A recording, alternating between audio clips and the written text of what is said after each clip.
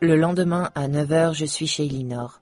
Je me suis habillée avec le plus grand soin et je porte ma veste la plus élégante, genre membre de la mission diplomatique des Nations Unies, et une paire de chaussures à bourrons dénuées de toute agressivité.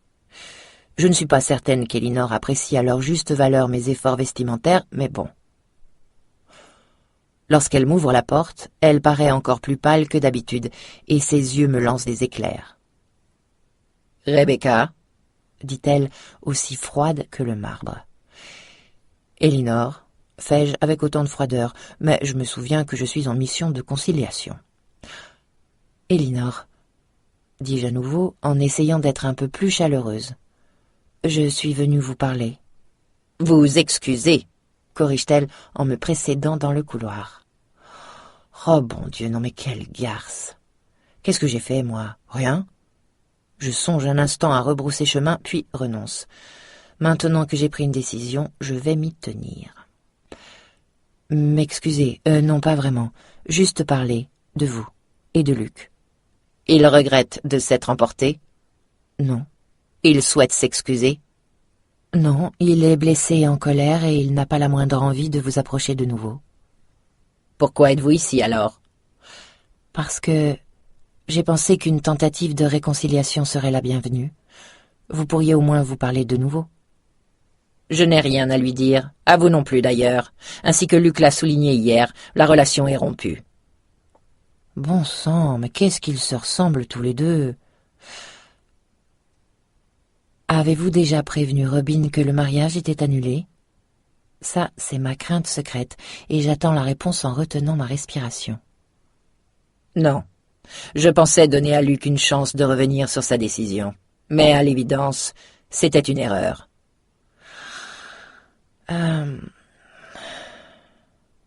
Je suis sûre de convaincre Luc de changer d'avis si vous lui présentez vos excuses. Je n'arrive pas à croire ce que je suis en train de faire. Elinor se retourne et me lance un regard incrédule. « Je vous demande pardon. »« Vous allez vous excuser et dire à Luc que...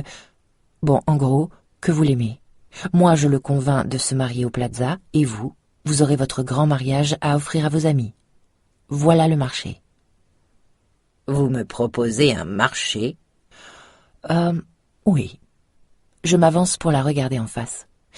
Pour être sincère, Elinor, je suis revenue vers vous pour des raisons très égoïstes. Vous avez détruit la vie de Luc. Il décide aujourd'hui de ne plus vous voir, ce qui est très bien. Mais j'ai peur que l'histoire ne s'arrête pas là. Je suis inquiète à l'idée que dans 2 ans, il décide de revenir à New York pour voir si vous êtes vraiment aussi mauvaise qu'il le pense, et que tout recommence. C'est ridicule. Comment osez-vous ? Elinor, vous voulez que ce mariage ait lieu ? Je le sais. La seule chose que vous avez à faire, c'est vous montrer aussi gentille que vous le pourrez envers votre fils. Ce n'est tout de même pas la mer à boire, si ? Un ange passe. Peu à peu, les yeux d'Elinor s'étrécissent, du plus qu'ils peuvent depuis sa dernière intervention de chirurgie esthétique. Vous aussi, vous tenez à ce mariage, Rebecca. Je vous en prie, ne faites pas comme si votre offre était purement altruiste. Vous étiez aussi déçu que moi quand Luc a dit qu'il voulait l'annuler. Admettez-le. Vous êtes venu ce matin parce que vous voulez vous marier au Plaza. Je la regarde bouche bée. C'est ce que vous croyez ?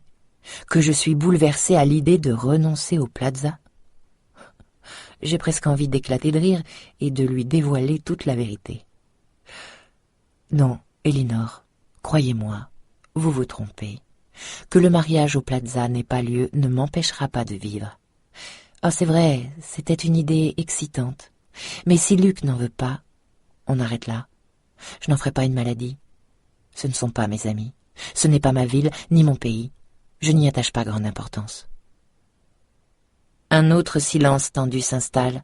Elinor marche jusqu'à un guéridon et, à mon grand étonnement, en sort une cigarette qu'elle allume. « Moi, je peux convaincre Luc, » dis-je en la regardant ranger le paquet.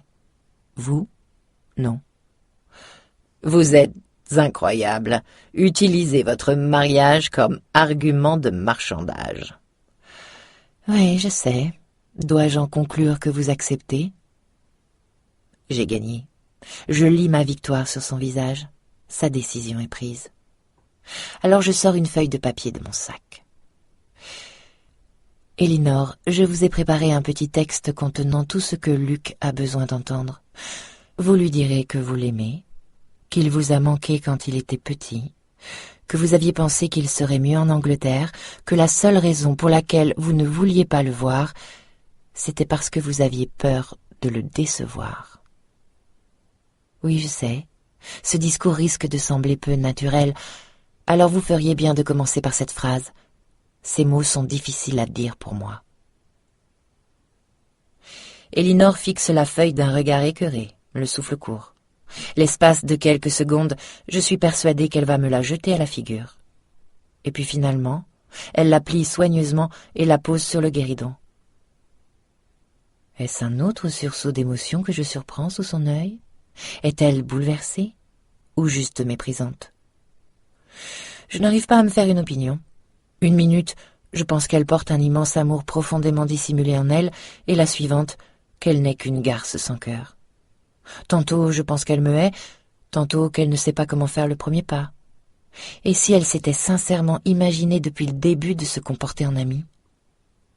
Bon, vous comprenez, hein, si personne ne lui a dit combien son comportement était insupportable, comment pourrait-elle s'en rendre compte? Quand vous dites que Luc pourrait décider de revenir à New York, c'est une façon de m'annoncer votre intention de quitter la ville? Nous n'en avons pas encore parlé, mais oui, cela se pourrait. New York est formidable, mais je ne pense pas que ce soit une bonne idée d'y rester. Luc est claqué. Il a besoin de changer de décor. Et d'être loin de vous.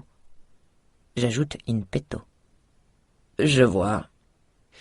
J'espère que vous avez apprécié à sa juste mesure l'effort considérable qu'il a fallu pour arranger un rendez-vous avec la copropriété de cet immeuble. Je sais, Luc me l'a dit, mais franchement, Elinor, jamais nous ne serions venus vivre ici. Elle sille une nouvelle fois, et je suis certaine qu'elle réprime ses sentiments. Mais lesquels? La fureur provoquée par mon ingratitude? La détresse parce que Luc ne viendra finalement pas habiter dans son immeuble? Je suis partagée entre une curiosité dévorante qui me pousse à chercher ce qui se cache derrière cette façade et la tentation, plus raisonnable, d'écouter la petite voix intérieure qui me dit de laisser tomber. Pourtant, tandis que j'arrive sur le seuil du salon, je ne peux résister à l'envie de me retourner. Elinor, vous savez ce qu'on dit? Il ne faut pas se fier aux apparences. Eh bien, plus je vous regarde, plus je me dis qu'il pourrait y avoir de la bonté en vous. Mais aussi longtemps que vous serez méchante et que vous ferez remarquer aux gens que leurs chaussures sont de mauvaise qualité, personne n'en saura jamais rien. Voilà, c'est fait. À l'heure qu'il est, elle doit me haïr. Je ferais mieux de partir. En me retenant de courir, j'enfile le couloir et sors de l'appartement. Après avoir refermé la porte, je m'y adosse, le cœur battant à tout rompre. Bon, jusque-là tout va bien. Maintenant, occupons-nous de Luc.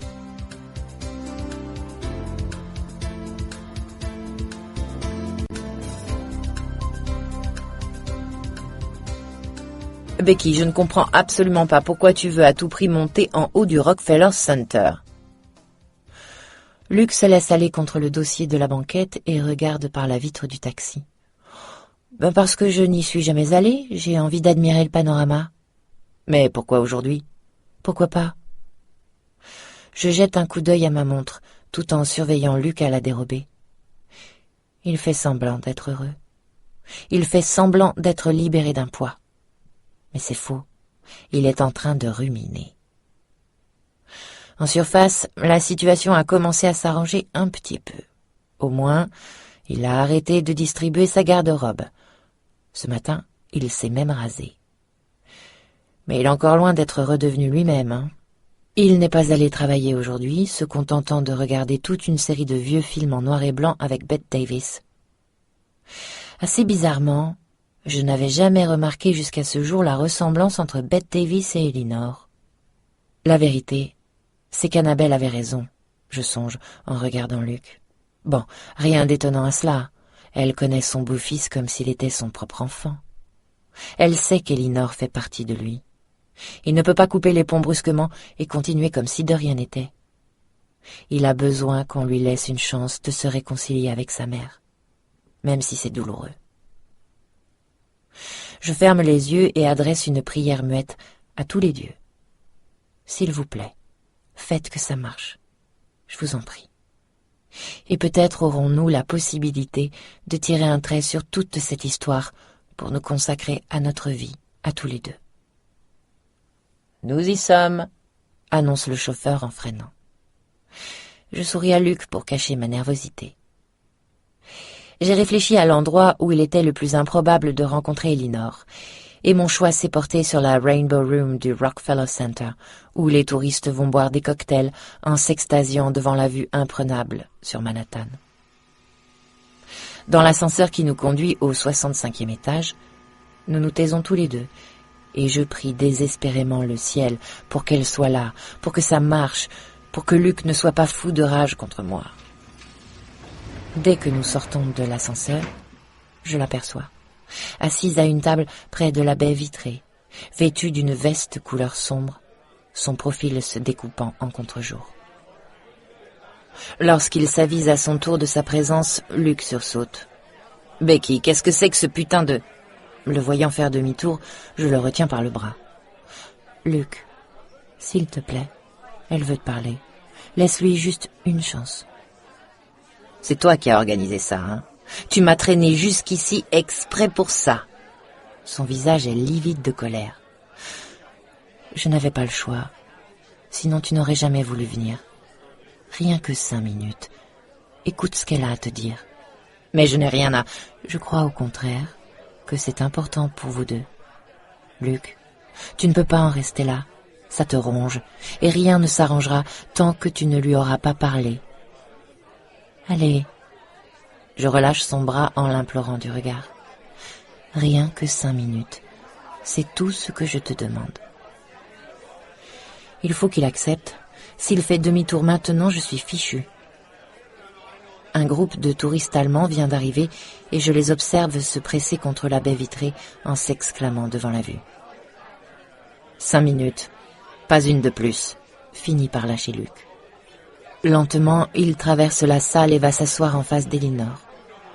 Elle me lance un regard, hoche la tête, et je me détourne, le cœur battant à tout rompre. Oh mon Dieu, faites qu'elle ne fiche pas tout par terre, s'il vous plaît.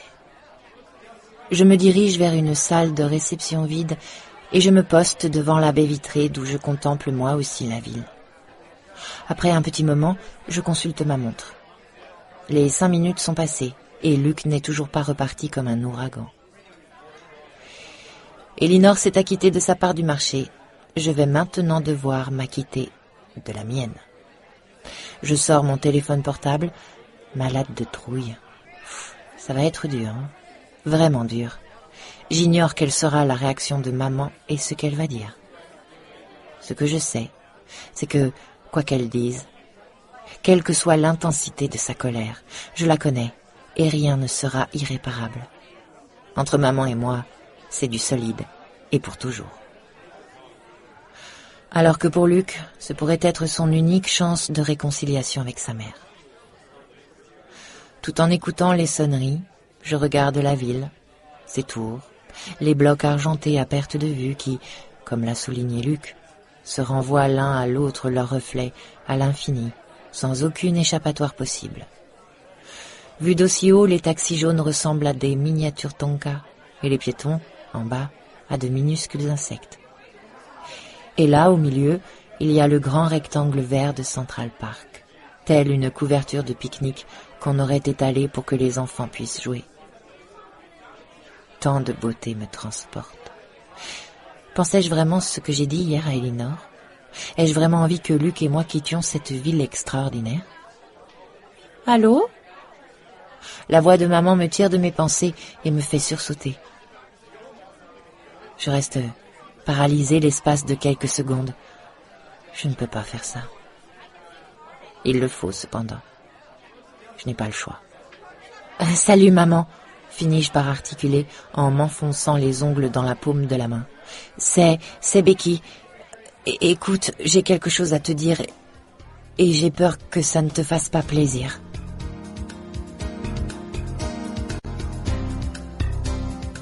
Madame James Brandon, North Fullerton, Devon, le 2 juin 2002. Chère Becky, votre coup de téléphone nous a laissé un peu perplexes. Vous avez beau nous assurer que nous saurons bientôt de quoi il retourne et nous prier de vous faire confiance, nous ne comprenons pas vraiment ce qui se passe. Toutefois, James et moi avons longuement discuté et décidé de faire ce que vous nous demandez. Nous avons donc annulé les réservations de nos vols pour New York et prévenu le reste de la famille. Chère Becky, j'espère que tout se passera pour le mieux. Je vous envoie tous mes vœux et toute notre affection à vous et à Luc. Annabelle.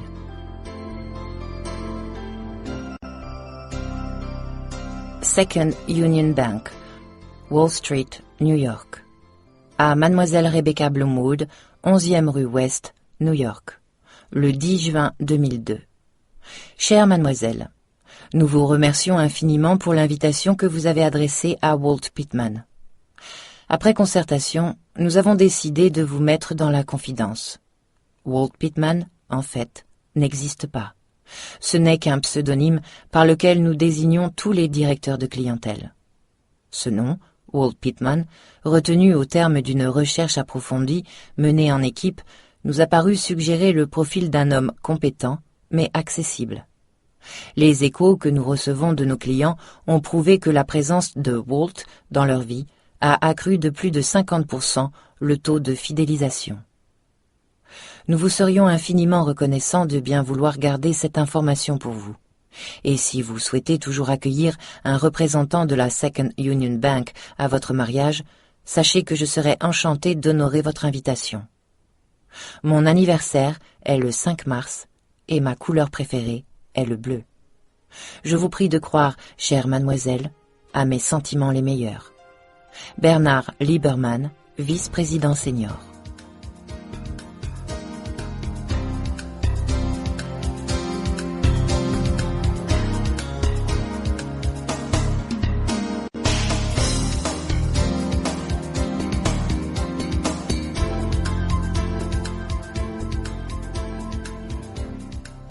Ok, pas de panique, ça va aller. Si je garde la tête froide et que je reste calme, tout va fonctionner. Ça ne marchera jamais, dit la voix de Suze à mon oreille. Tais-toi. Il n'y a pas une chance sur 1 milliard pour que ça marche, je te préviens, c'est tout. Je ne t'appelle pas pour que tu me mettes en garde, mais pour que tu m'encourages. Et si chacun fait ce que je lui demande, ça marchera, il le faut. Je suis devant la fenêtre d'une suite au 12e étage du Plaza, et je regarde le square en bas. Dehors, le soleil brille et il fait chaud. Les gens flânent en short et t-shirt et se livrent à des occupations banales. Louer une calèche pour faire le tour de Central Park, jeter des pièces dans la fontaine.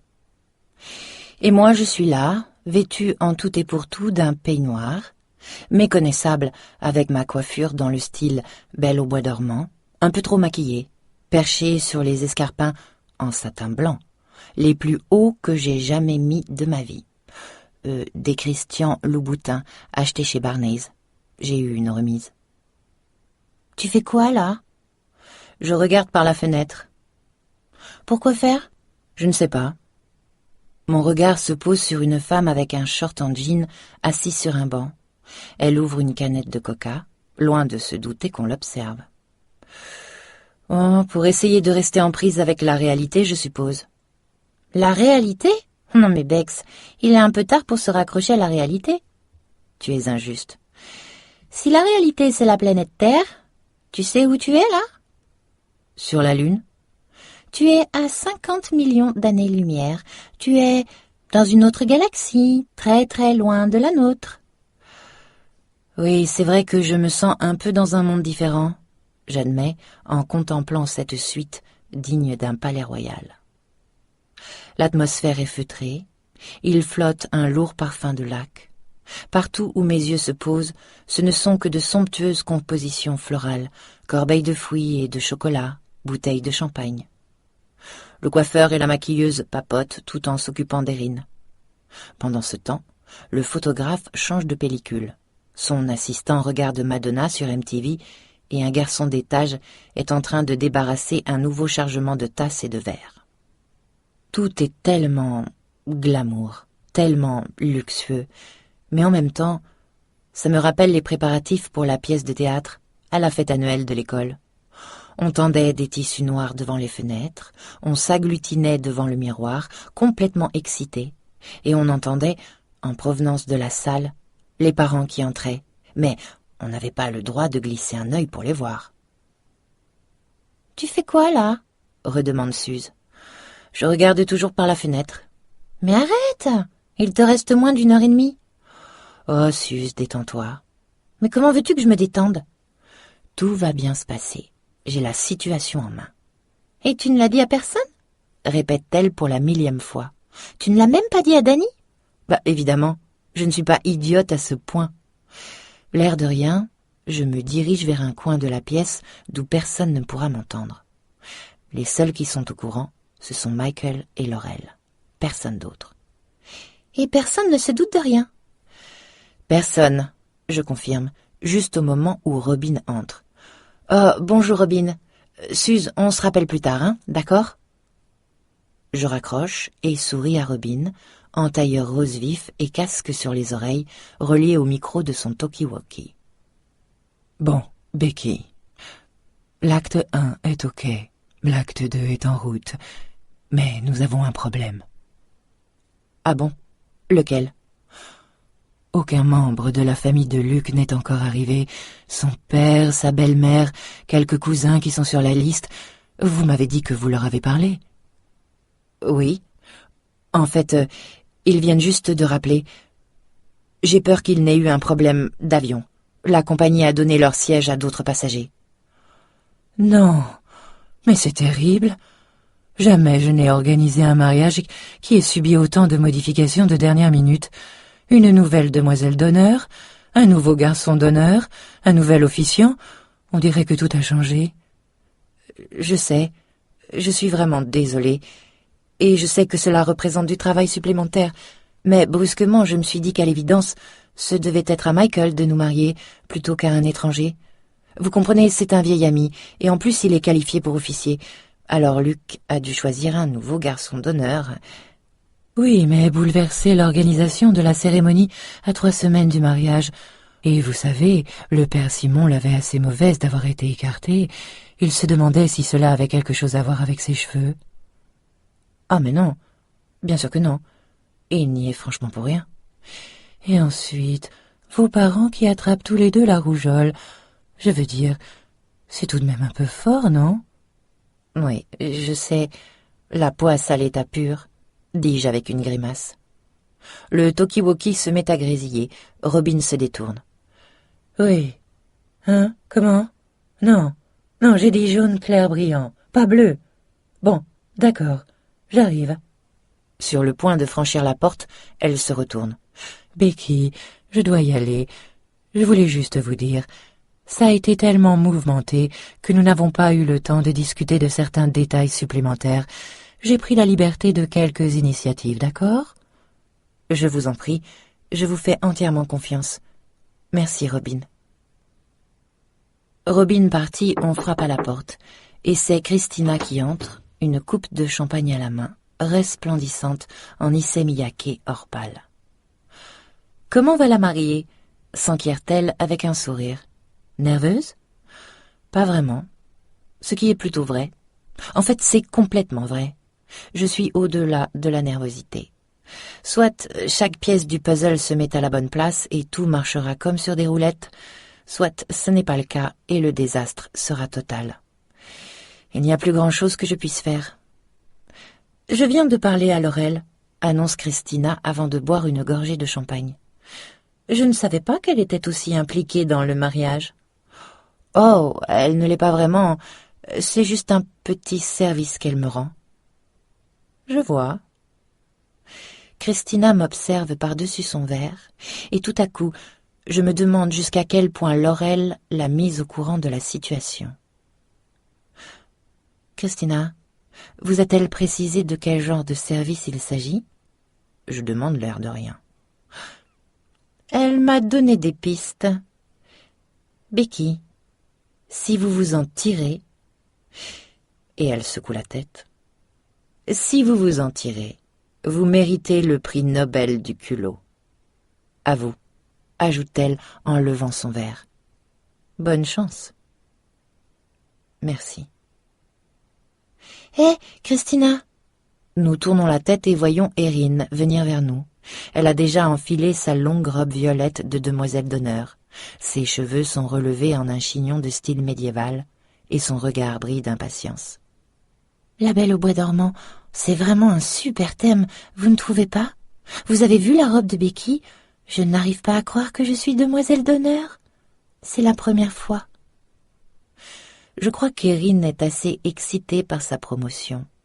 Quand je lui ai dit que ma meilleure amie Suze ne pourrait pas être là, et que je lui ai demandé si elle voulait bien être ma demoiselle d'honneur, elle a éclaté en sanglots. Non, je n'ai pas encore vu la robe de Becky. Je redoute un peu le moment, dit Christina. Oh, elle est très belle. Venez la voir. Je conduis Christina dans le somptueux dressing-room où est pendue la robe faite par Danny. Elle est d'un seul morceau. C'est un bon début. Christina, cela n'a rien à voir avec les t-shirts. On passe ici à une autre catégorie. Regardez-la. Je n'en reviens pas du travail fantastique qu'a fourni Danny. Même si jamais je ne l'admettrais devant Christina, je n'y comptais pas trop sur cette robe. En fait, pour ne rien vous cacher, il y a encore une semaine, j'avais secrètement mis de côté quelques pièces de Vera Wang. Mais un soir, Danny est descendu frapper à ma porte, excité comme une puce. Il m'a traîné jusqu'à l'étage du dessus, me poussant le long du couloir avant d'ouvrir grand la porte de son appartement. Et là, je suis restée sans voix. De loin, on dirait une robe de mariée blanche tout à fait traditionnelle, avec un corsage près du corps, une jupe ample et une longue traîne. Mais plus on s'approche, plus on commence à remarquer les innombrables et incroyables détails. Les fronces en appliqué de jean blanc dans le dos, les petits plis, la marque de fabrique de Danny, à la taille, les paillettes blanches et les strass éparpillées sur l'ensemble de la traîne, comme si on y avait renversé une boîte de bonbons. Jamais je n'ai vu une robe de mariée aussi belle. C'est une œuvre d'art. Eh bien, dit Christina, honnêtement, quand vous m'avez dit que vous alliez porter une création du jeune Kovitz, je me suis fait un peu de soucis. Mais là, elle effleure une minuscule perle. Je suis impressionnée. Tant que la traîne ne se détache pas lorsque vous marcherez vers l'hôtel. Oh, aucun danger. Je l'ai testée pendant une demi-heure dans notre appartement. Pas une seule paillette ne s'est détachée. Tu vas être magnifique, dit Erin. Une princesse. Oh, et dans cette salle. La salle est spectaculaire, approuve Christina. Je pense que beaucoup vont en rester bouche bée. Je ne l'ai pas encore vue. Robin m'interdit d'y entrer. Oh, mais tu devrais tout de même y aller, juste pour jeter un coup d'œil avant qu'elle soit pleine de monde. Je ne peux pas. Imagine si quelqu'un me voyait. Mais si, vas-y. Enroule une écharpe autour de ton cou. Personne ne saura que c'est toi. Je me glisse le long de l'escalier dans un gros sweatshirt à capuche que j'ai emprunté en dissimulant mon visage chaque fois que je croise quelqu'un.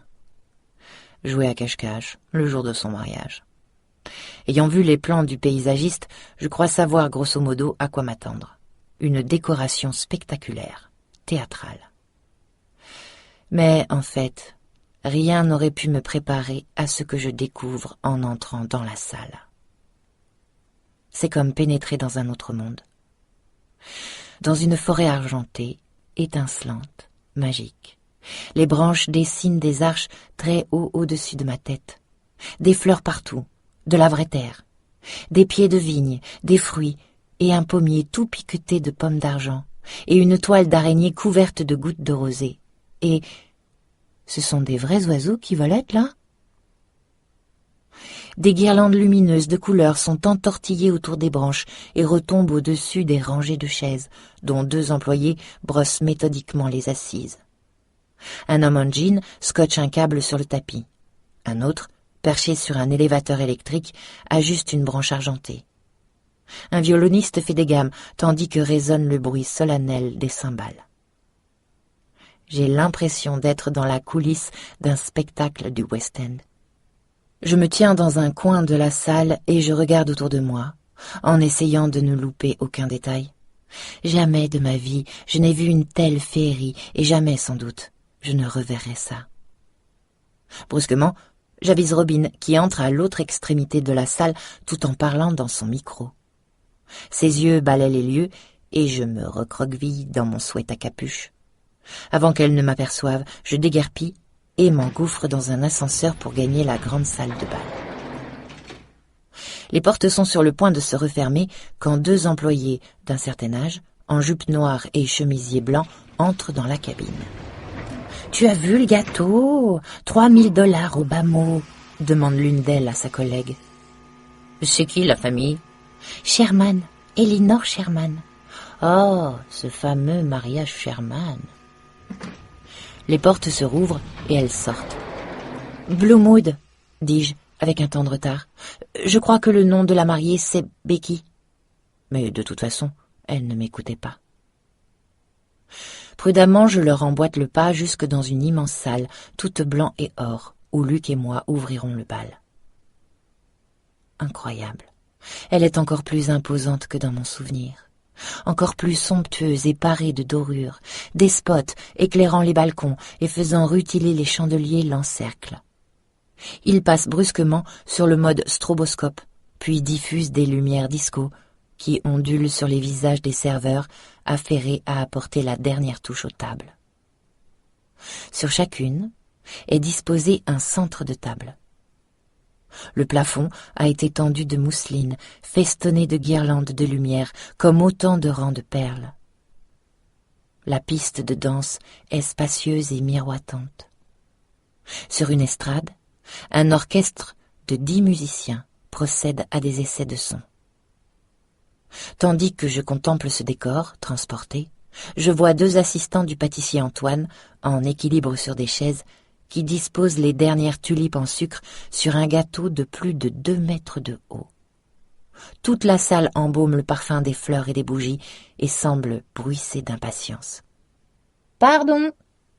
Je fais un bond de côté pour céder le passage à un serveur qui pousse un chariot. « Puis-je vous aider ?» vient s'enquérir une femme avec un badge du Plaza sur la poitrine. Je regardais. « Vous regardiez ?»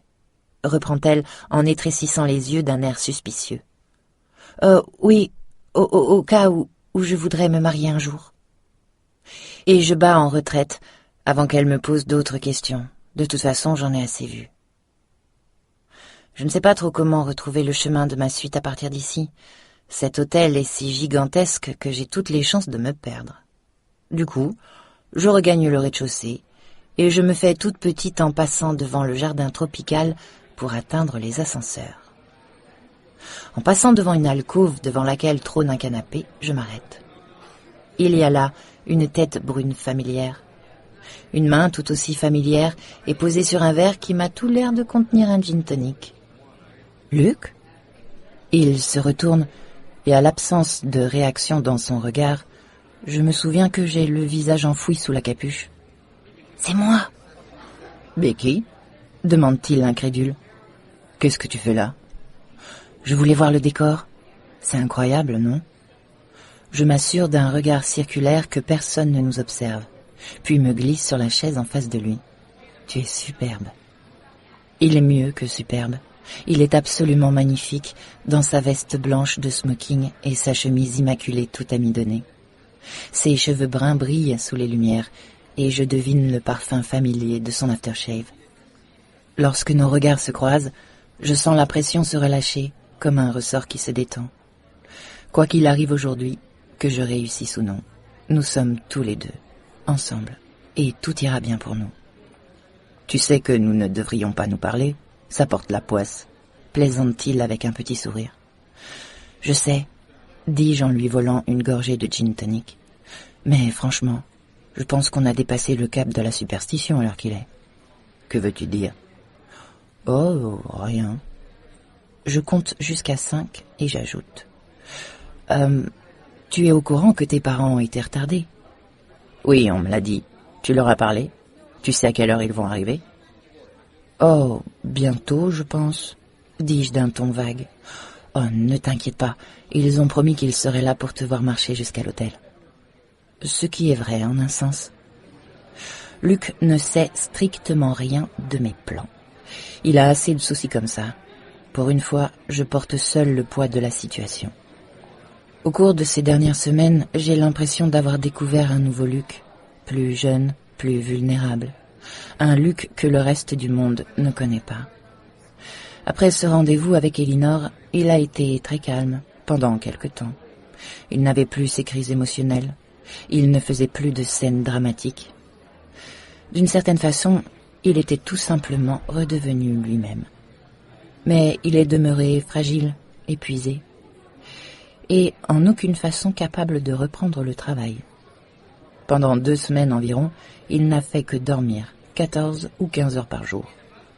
On aurait dit que ces 10 années passées à s'imposer une cadence infernale l'avaient finalement rattrapé. Maintenant, il redevient peu à peu lui-même. Il retrouve ce vernis de confiance en lui, et cette expression indéchiffrable quand il ne veut rien laisser voir de ses sentiments. Il a aussi retrouvé ses façons abruptes d'homme d'affaires.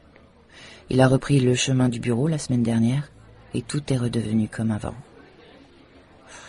Pas exactement cependant, parce que même si le vernis est là, de nouveau, j'ai vu ce qui se cachait dessous.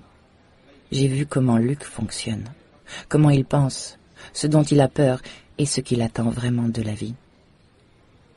Cela fait 2 ans que nous sommes ensemble, et avant cette crise, nous vivions côte à côte. Nous formions un couple auquel la vie souriait. Mais à présent, j'ai l'impression de le connaître comme jamais.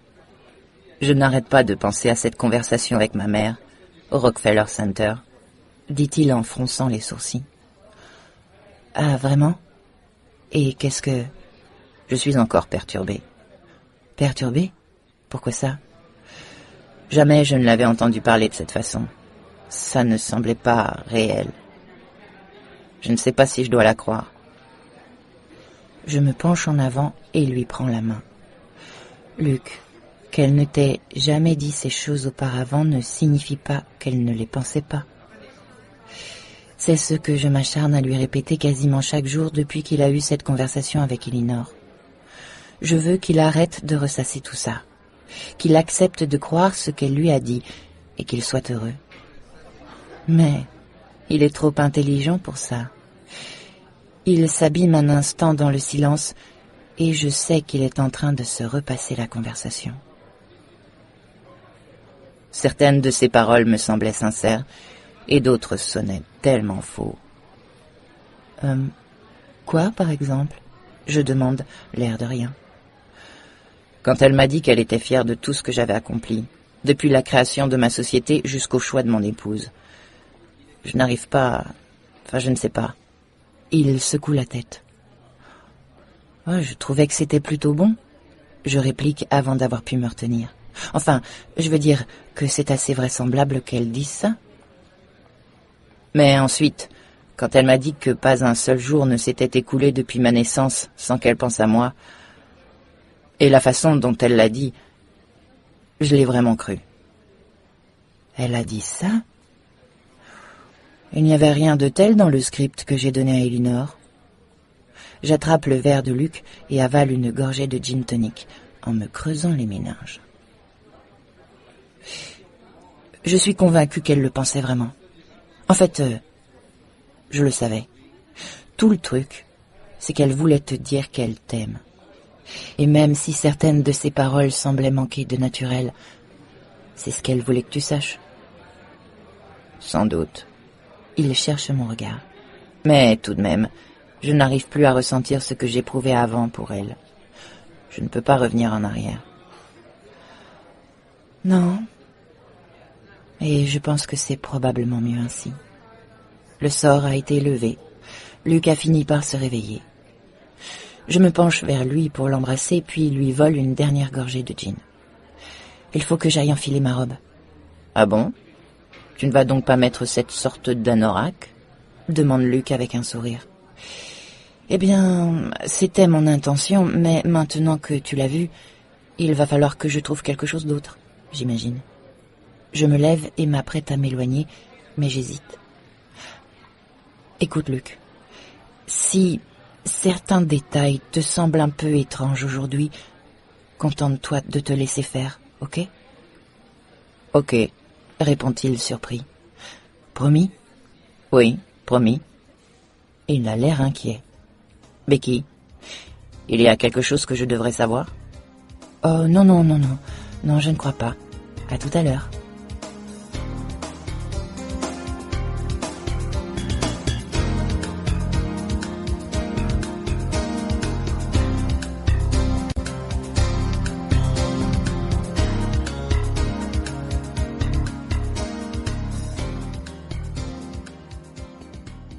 Je n'arrive pas à croire que j'y suis arrivée. Franchement, comment croire que c'est bien réel? Je porte ma robe de mariée et j'ai un diadème étincelant dans les cheveux. Je suis une mariée. Et tandis que Robin me conduit le long des couloirs déserts et silencieux du plaza, je me sens un peu dans la peau du président, dans une superproduction hollywoodienne. La belle est en route, la belle arrive, susurre Robin dans son micro alors que nous foulons la luxueuse moquette rouge. Nous prenons un autre couloir et en surprenant mon reflet dans un immense miroir patiné, j'éprouve un choc. Bien sûr, je sais à quoi je ressemble. Je viens de passer une demi-heure à m'admirer dans le miroir de la suite. N'empêche, en m'apercevant par hasard, j'ai du mal à croire que la fille sous ce voile, c'est moi. Moi. Je vais marcher jusqu'à l'hôtel, au plaza, sous le regard de 400 personnes qui ne perdront pas une miette de chacun de mes pas. Oh mon Dieu, que suis-je en train de faire? À la vue des portes de la terrace room, un élan de panique m'assaille et mes doigts se crispent sur le bouquet. Ça ne va jamais marcher. Je suis folle, je ne peux pas faire ça. J'ai envie de prendre mes jambes à mon cou. Mais il n'y a nulle part où s'enfuir, il n'y a rien d'autre à faire qu'aller de l'avant. Erin et les autres demoiselles d'honneur attendent, et en me voyant, elles commencent toutes à s'extasier sur ma robe. Je n'ai pas la moindre idée de leur nom. Ce sont les filles d'amis d'Elinor, et hormis aujourd'hui, je ne les reverrai sans doute jamais. « Quatuor à cordes, en place pour la belle », commande Robin dans son micro. « Becky ?» Je lève la tête et Dieu merci, c'est Dany, en habit de brocart sur un pantalon en cuir, un programme de la cérémonie en carton taupe et or à la main. « Tu es incroyable !»« C'est vrai, je suis bien. »« Spectaculaire », confirme-t-il. Il ajuste la traîne, se recule pour juger de l'ensemble, puis sort une paire de ciseaux et coupe un bout de ruban. « Prête ?» s'enquiert Robin. « Je crois. » dis-je, assailli d'une légère nausée. Les doubles portes s'ouvrent d'un coup, et j'entends le bruissement des 400 invités qui pivotent sur leurs chaises. Le quatuor à cordes attaque le thème de la Belle au bois dormant, et les demoiselles d'honneur entament leur procession vers l'autel. Brusquement, moi aussi j'avance. Je pénètre dans la forêt enchantée, portée par la musique qui va crescendo. Des petites lumières clignotent au-dessus de ma tête. Des aiguilles de pin libèrent leur parfum quand je les foule du pied. Il flotte dans l'air une odeur de terre humide. J'entends le gazouillis des oiseaux et le chuintement d'une minuscule cascade. Comme par magie, des fleurs éclosent sur mon passage. Des feuillages se déroulent. Et les invités lèvent la tête en étouffant des soupirs admiratifs. Et à quelques mètres devant moi, j'aperçois Luc, mon beau prince charmant, qui m'attend. Là, enfin, je commence à me détendre, à savourer l'instant. À chaque pas, j'ai l'impression d'être une danseuse étoile qui exécute une arabesque parfaite à Covent Garden, ou une star de cinéma qui foule le tapis rouge à la cérémonie des Oscars. Les musiciens jouent, tout le monde me regarde. J'ai des bijoux dans les cheveux et la plus belle robe que j'ai jamais portée. Je sais que jamais plus de ma vie je ne vivrai une telle expérience.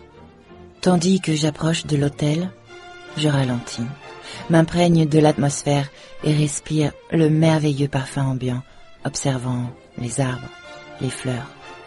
Je m'efforce d'imprimer chaque détail dans mon esprit, d'enregistrer chacune de ces secondes magiques.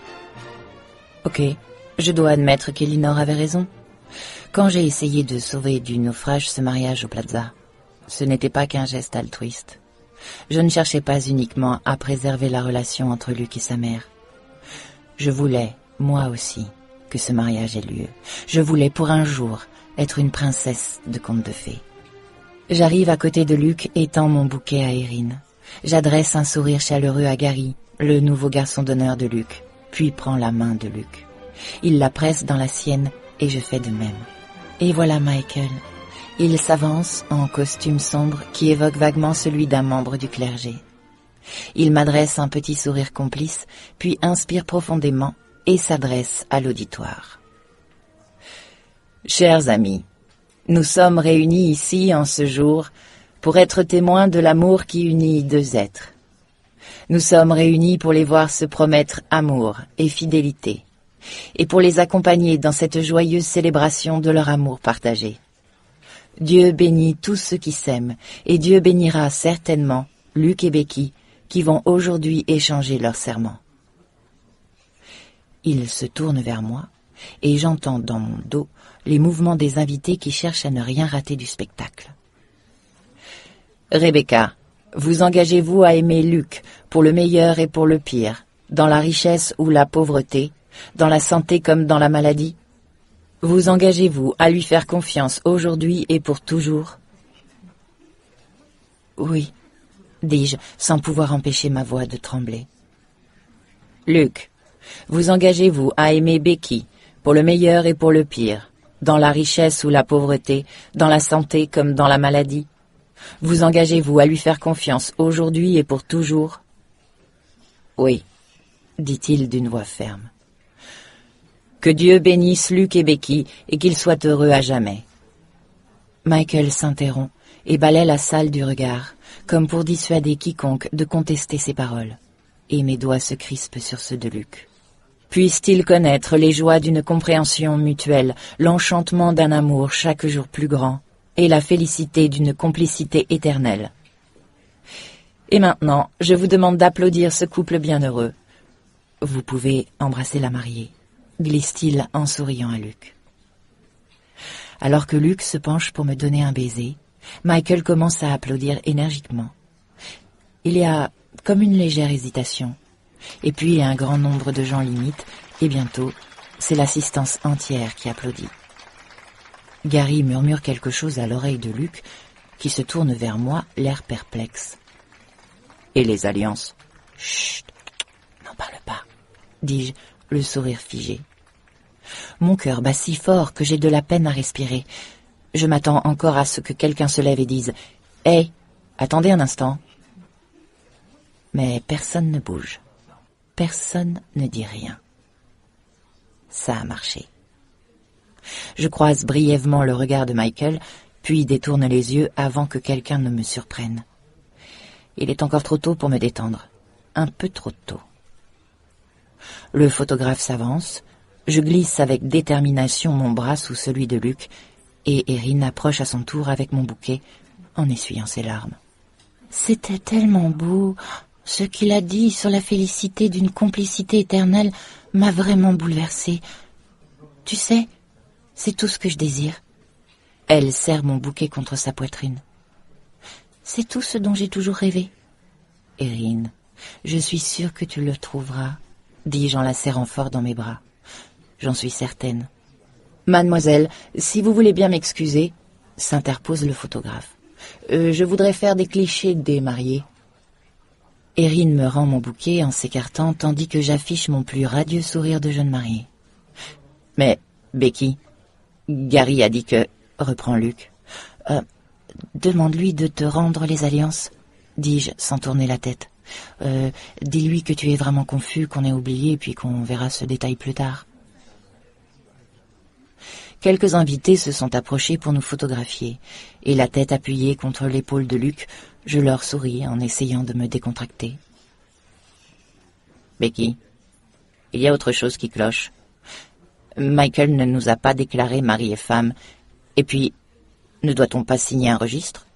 Chut. Un flash nous aveugle tous les deux. Becky, que se passe-t-il? Luc me saisit par les épaules pour que je lui fasse face. Nous sommes mariés, oui ou non? Vous êtes parfait comme ça, déclare le photographe. Ne bougez plus. Sommes-nous mariés? Insiste Luc. Il scrute mon visage. Bon, dis-je à contre-cœur. En fait, non. Un autre flash nous aveugle, et quand mes yeux parviennent à refaire la mise au point, Luc me fixe d'un air incrédule.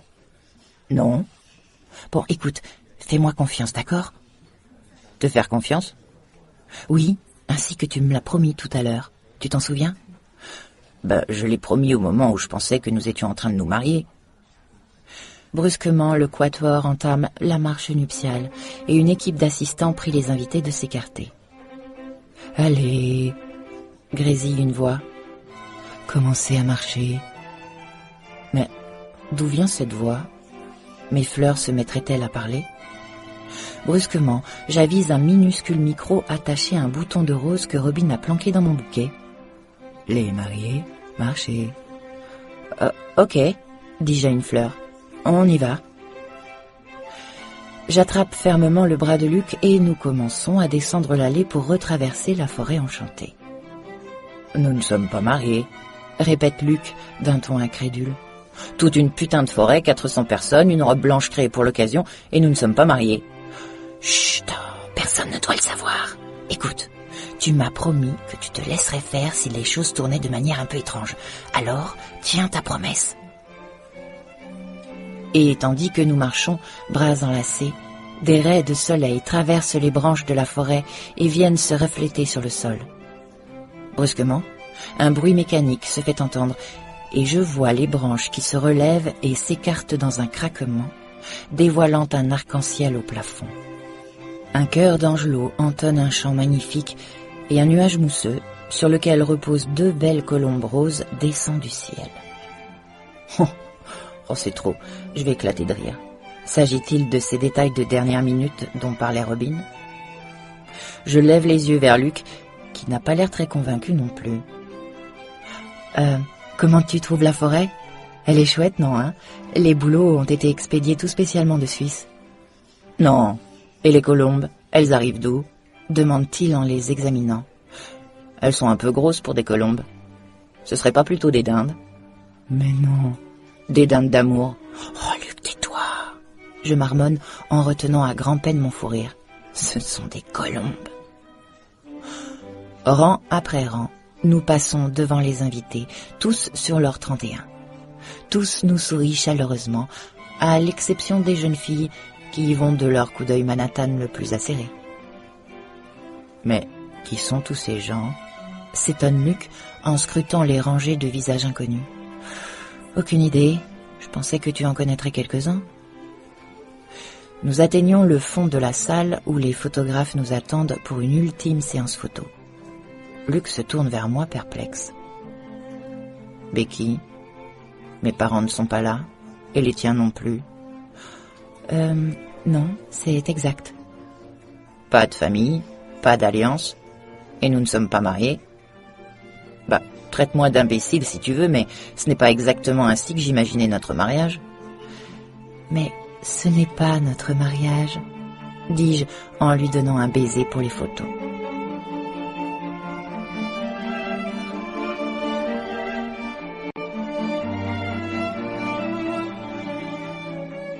J'ai peine à croire que nous nous en sommes sortis, que personne n'a rien dit, n'a pas posé la moindre question. Quelques invités ont demandé à voir les alliances, et je leur ai montré à la va-vite l'anneau de ma bague de fiançailles, la pierre tournée à l'intérieur. Nous avons mangé des sushis et du caviar, nous avons eu droit à un somptueux dîner. Nous avons porté des toasts. tout s'est déroulé selon mes plans. Le gâteau a été découpé avec une immense épée en argent. Tout le monde a levé son verre, puis l'orchestre a joué « The Way You Look Tonight ». Luc m'a entraîné sur la piste et nous avons ouvert le bal.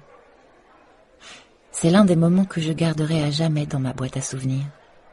Un tourbillon de blanc, d'or et de paillettes, le bras de Luc autour de moi, la tête étourdie par le champagne et la certitude d'avoir atteint l'apogée de cette soirée.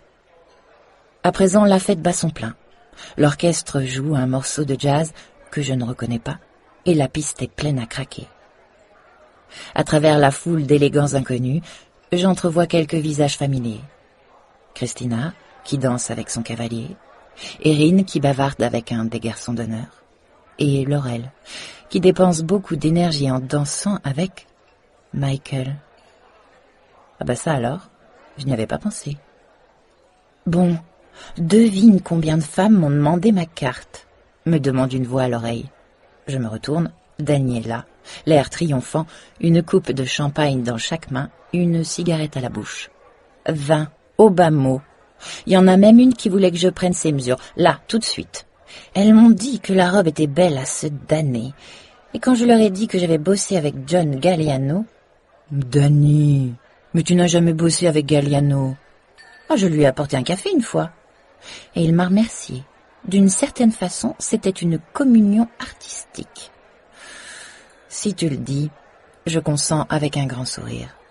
Je suis très contente pour toi. Alors, tu te régales? Évidemment. Ta belle-mère semble dans son élément.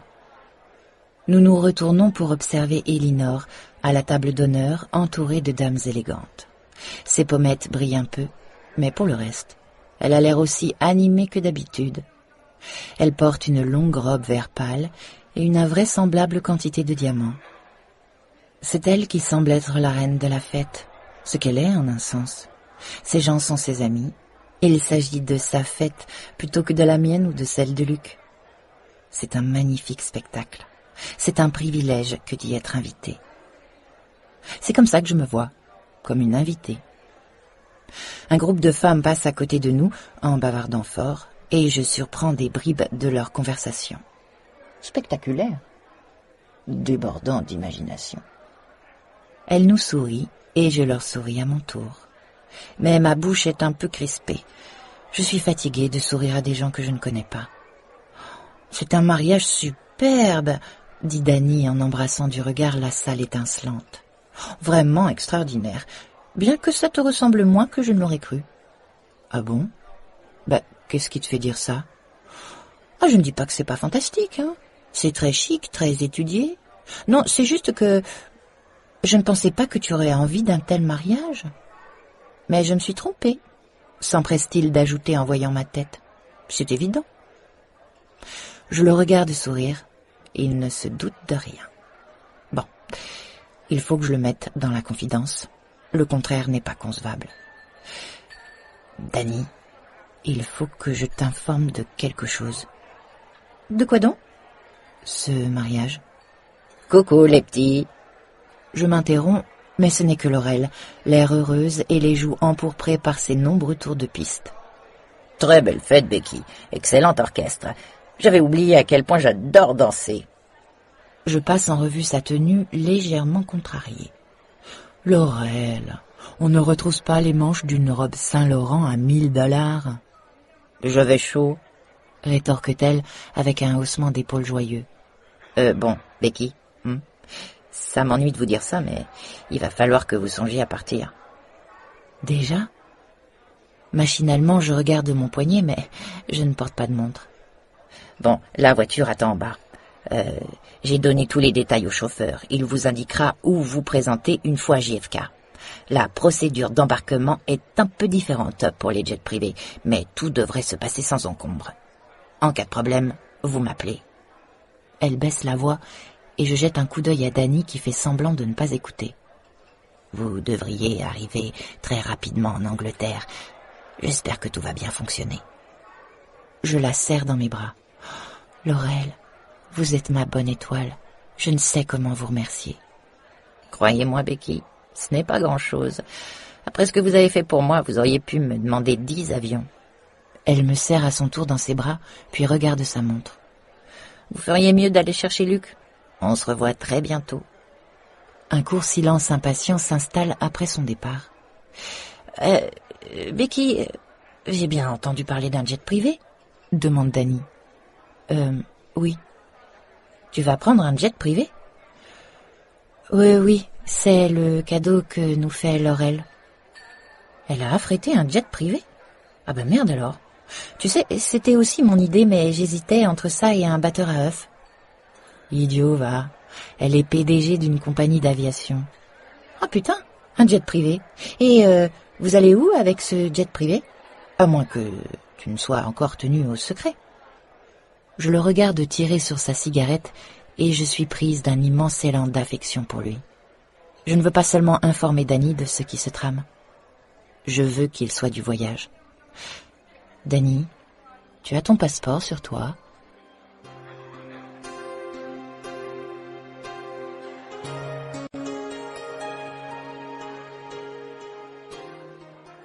Il me faut un petit moment avant de retrouver Luc. Il s'est fait coincer par 2 pontes du monde financier auxquels il fausse compagnie, plein de gratitude sitôt qu'il me voit. Nous faisons le tour de la salle bondée, saluant et remerciant tous les gens que nous connaissons, ce qui entre nous ne nous prend pas 3 heures. Enfin, nous approchons de la table d'honneur et interrompons Elinor le plus discrètement possible. « Mère, nous partons. »« Déjà ?» Elle fronce les sourcils. « Mais il est trop tôt. »« Peut-être, mère, mais nous partons. »« Merci pour cette merveilleuse cérémonie, du fond du cœur, dis-je. C'était vraiment sublime. Tout le monde l'a trouvé fantastique. » Je me penche pour l'embrasser. « Au revoir. » Pourquoi ai-je la très nette impression que je ne vais jamais revoir Elinor ? « Au revoir, Becky. Au revoir, Luc, » dit-elle, aussi formelle qu'à son habitude. « Au revoir, mère. » Il se dévisage, et l'espace d'un instant, je me dis qu'Elinor va ajouter quelque chose. Au lieu de quoi, elle se penche avec raideur et embrasse Luc sur la joue. « Becky !» Quelqu'un me touche l'épaule. « Becky, vous ne partez pas déjà ?» C'est Robin, l'air toute perturbée. « Si. Encore merci pour tout ce que... » « Vous ne pouvez pas partir déjà ?»« Ben, personne ne le remarquera, dis-je en regardant la fête battre son plein. »« Mais il faut qu'il le remarque. Nous avons prévu une sortie, vous vous en souvenez ? Les pétales de rose, la musique. »« Eh bien, peut-être que nous pourrions faire l'impasse ?»« Faire l'impasse ?» Elle me poignarde du regard. « Vous plaisantez ? » ?»« Orchestre !» lance-t-elle précipitamment dans son micro. « Enchaînez sur Someday, vous m'entendez ? Enchaînez sur Someday. » Elle prend son talkie-walkie. « Éclairagiste, préparez-vous pour les pétales de rose. »« Robin, franchement, nous voulions juste nous éclipser discrètement. »« Mes mariés ne s'éclipsent pas discrètement. Fanfare ? En avant. Éclairagiste, en place pour la poursuite. » Une fanfare de trompettes éclate d'un seul coup, faisant sursauter tous les invités. Les éclairages disco se teintent de rose et l'orchestre entonne « Someday, my prince will come ». Un jour, mon prince viendra. « Allons, la belle et le prince, on y va !» dit Robin en me poussant. « C'est parti ! Et 1, 2, 1, 2. » Luc et moi échangeons un regard avant de nous avancer sur la piste, où les invités s'écartent sur notre passage. La musique nous environne de toutes parts. Un spot nous suit pas à pas. Et tout d'un coup, une pluie de pétales de rose tombe lentement du plafond. C'est plutôt joli, en fait. Tout le monde nous sourit avec bienveillance et des « Ah !» fusent de partout. L'éclat de la lumière rose semble provenir de l'arc-en-ciel, et les pétales répandent leur parfum en tombant sur nous, avant de volter jusqu'au sol. Luc et moi, nous nous sourions. Un pétale est resté accroché dans ses cheveux. « Arrêtez !» Aussitôt que j'entends cette voix, mon estomac fait un affreux looping. Les doubles portes se sont ouvertes, et elle est là, debout dans l'embrasure, en tailleur noir et chaussé de bottes noires les plus hautes et les plus pointues que j'ai jamais vues. La méchante fée en personne. Tout le monde se retourne, tandis que la musique de l'orchestre se fait hésitante. « Alicia, dit Luc, abasourdi, que faites-vous ici ?»« Votre mariage s'est bien passé, Luc ?» répond-elle avec un rictus malveillant. Elle avance de quelques pas, et je remarque que les invités rentrent la tête dans leurs épaules, tandis qu'elle passe à leur hauteur. « Entrez !» je m'empresse de dire. « Entrez et joignez-vous à la fête. Nous vous aurions invité. »« Je sais ce que vous manigancez, Becky. »« Nous nous marions, » dis-je en essayant de garder un ton serein. « Pas besoin d'être prix Nobel pour le deviner. »« Je sais précisément ce que vous manigancez. J'ai des amis dans le Surrey. Ils m'ont donné des informations. » Elle cherche mon regard, l'air triomphant, et je sens un frisson glacé remonter le long de ma colonne vertébrale. Non, par pitié, non. Pas maintenant que nous sommes si près du but. Je crois que vous avez un petit secret que vous n'avez pas jugé bon de partager avec vos invités. Elle fait une petite grimace. Pas très poli, vous ne trouvez pas? Je suis pétrifiée. Je n'arrive plus à respirer. J'ai besoin de l'aide de mes marraines les bonnes fées, et vite. Laurel me jette un regard horrifié. Christina pose sa coupe de champagne. « Code rouge, grésille la voix de Robin dans le bouquet. « Urgence, code rouge !» Alicia s'avance à présent sur la piste, en prenant son temps, monopolisant l'attention. « La vérité, c'est que toute cette belle réception n'est qu'une comédie, n'est-ce pas, Becky ?» Mon regard est attiré par ce qui se passe dans son dos. 2 agents de sécurité costauds sont en train d'approcher de la piste de danse. Mais ils ne pourront pas intervenir à temps. Elle va tout gâcher. Tout semble si beau, tout semble tellement romantique, reprend Alicia. Cependant, vos invités aimeraient peut-être savoir que ce prétendu mariage de rêve au Plaza est en fait une complète... Reposez-moi par terre! Je n'y crois pas.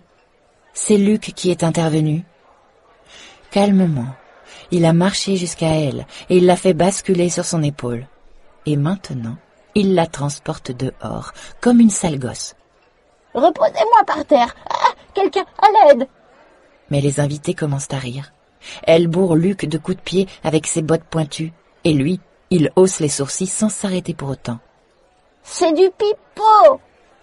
hurle-t-elle au moment où ils atteignent la porte. « C'est du pipeau! Ils ne vont pas vraiment se... » La porte claque, lui coupant la parole, et s'ensuit un moment de silence pesant. Personne ne bouge, pas même Robin. Puis, lentement, la porte se rouvre, et Luc réapparaît en se brossant les mains. « Je n'aime pas les parasites, » explique-t-il sèchement. « Bravo !» lui crie une femme que je ne connais pas. Luc s'incline, accueilli par un rire général de soulagement. Et bientôt, toute la salle applaudit. Mon cœur bat si fort que je ne suis pas certaine de pouvoir encore tenir debout. Quand Luc me rejoint, je lui prends la main et il la serre fort dans la sienne.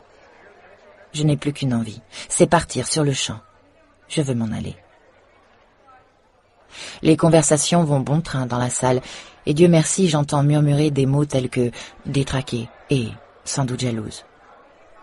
Une femme, en Prada de la tête aux pieds, s'exclame même d'une voix forte. « Oh, vous savez, il s'est produit exactement la même chose à notre propre mariage. » Oh, et voilà Robin et Elinor qui arrivent côte à côte, telles les 2 reines d'Alice au pays des merveilles. « Je suis tellement navrée. Ne vous laissez pas perturber, mon chou. Ce n'est qu'une pauvre fille rancunière. »« Qui était-ce? Vous la connaissez ?» demande Elinor en plissant le front. « Oh, une ex-cliente mécontente, une de ces filles qui deviennent très amères. Je ne sais pas ce qui lui prend. Un jour, ce sont de petits êtres adorables. Le lendemain, les harpies qui vous collent des avocats aux trousses. Soyez sans crainte, Becky. Nous allons refaire la sortie. Orchestre, attention, À mon signal, on reprend Someday. Éclairagiste, en place avec les pétales de secours. Je n'en crois pas mes oreilles. Vous avez des pétales de rose de secours? Mon chou, j'ai fait en sorte de pouvoir parer à toutes les éventualités. C'est à cela que sert une organisatrice, ajoute-t-elle avec un clin d'œil. Ah, Robin, je crois que vous méritez chaque penny que vous recevez. Je glisse un bras autour d'elle et l'embrasse. Elinor, au revoir. La musique reprend, nous recommençons à marcher, et d'autres pétales se mettent à virevolter du plafond. Je dois reconnaître que Robin a vraiment assuré. Les gens nous entourent et nous applaudissent. Et est-ce mon imagination? Ou leurs sourires sont-ils plus amicaux à la suite de l'incident Alicia? Au bout de la file, je distingue Erin, qui se penche vivement en avant, et je lui remets mon bouquet. Ça y est, nous sommes sortis. Les doubles portes massives se referment derrière nous, et à l'exception de 2 agents de sécurité qui regardent avec application droit devant eux, il n'y a personne dans le couloir. Ah, on a réussi. Luc, on a réussi. Ouais, c'est ce que je vois, répond-il en hochant la tête. Bien joué.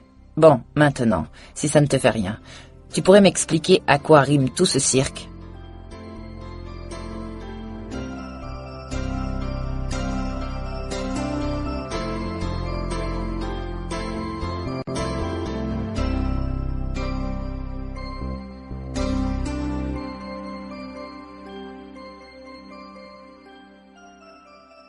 Laurel a tout organisé à la perfection. À JFK, l'avion était prêt et nous sommes arrivés à Gatwick aux environs de 8 heures ce matin, où une voiture nous attendait. À présent, nous traversons le Surrey en direction d'Oxshott. On va bientôt arriver. J'ai du mal à croire que tout s'est déroulé sans accroc. Évidemment, tu sais quelle a été ta seule erreur, fait Danny en s'étirant langoureusement sur le cuir de la banquette arrière de la Mercedes. Quoi donc? Je demande en levant les yeux du clavier de mon téléphone. Ben, t'en tenir à 2 mariages? Tu vois, du moment que tu vas le faire plus d'une fois, pourquoi pas 3? Pourquoi pas 6? 6 fêtes?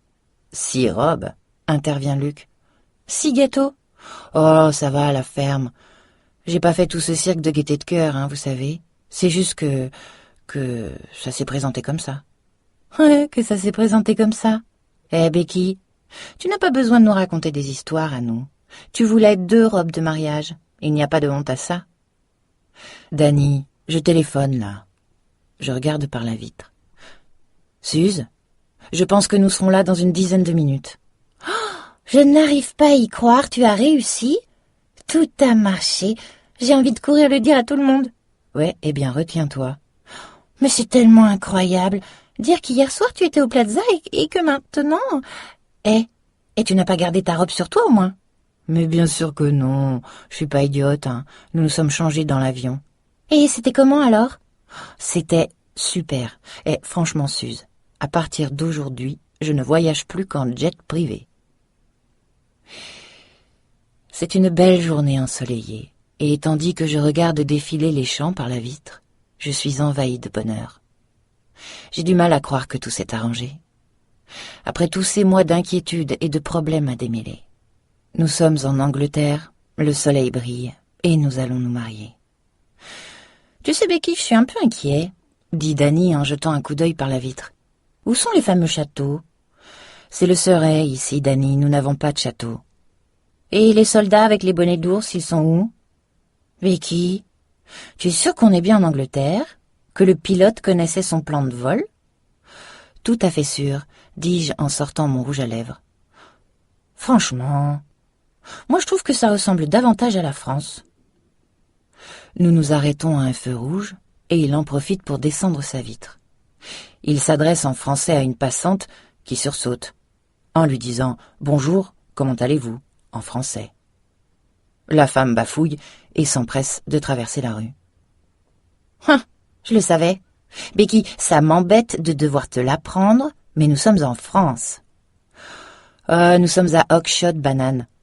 Oh mon Dieu, voilà notre rue. » Une incroyable nervosité s'empare de moi quand j'aperçois la plaque familière. On y est presque.